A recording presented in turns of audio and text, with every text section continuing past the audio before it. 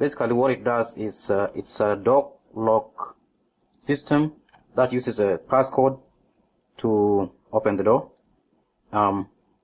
We incorporated a sensor to show if somebody is coming at the door, and if so, the light goes red. If there's nobody, the light is green. We have emergency opening system from the inside. This is for opening and this is for closing.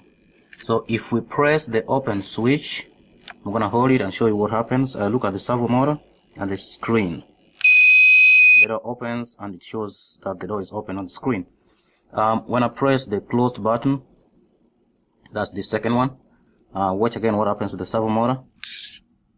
The door is closed. Now from the outside, if you want to open the door, we incorporated a keypad so that it can help us input the password. Our password is 1004, so we'll enter 1 and watch on the screen, it shows what you entered.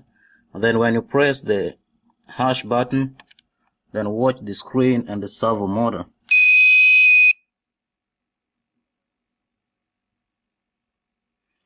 Yes, so basically that's all the project that we did, and that's our presentation for the class. Thank you very much.